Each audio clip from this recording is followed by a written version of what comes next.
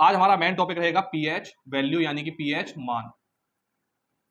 क्या होता है ये पीएच, इसके बारे में डिटेल में समझते हैं आज हम लोग। तो बेटा पीएच का मतलब होता है, पी यहां पर जो है ये एक जर्मन भाषा का शब्द था, जर्मन भाषा का बेटा एक शब्द हुआ करता था पोटेंस। तो इस पोटेंस शब्द से लिया गया है, इस पोटेंस शब्द से पी बना है। पोटेंस का मीन्स बेटा पावर होता है, इट मीन्स शक्ति उसकी, क्षमता उसकी। और यहां पर एच का मतलब होता है बेटा हाइड्रोजन, यानी कि हाइड्रोजन की जो क्षमता होती है, पावर होती है बेटा, वो पीएच कहलाती है।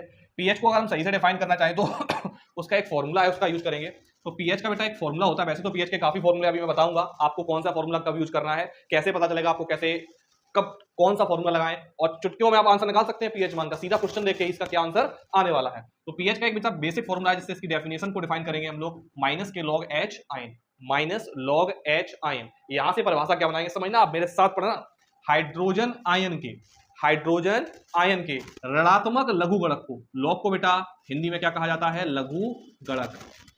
तो हाइड्रोजन आयन के ऋणात्मक लघु गणक को बच्चा पीएच कहते हैं, पीएच मान कहते हैं। फिर से एक बार, हाइड्रोजन आयन के, हाइड्रोजन आयन के ऋणात्मक लघु गणक को, ऋणात्मक लघु गणक को पीएच वैल्यू या पीएच मान कहते हैं।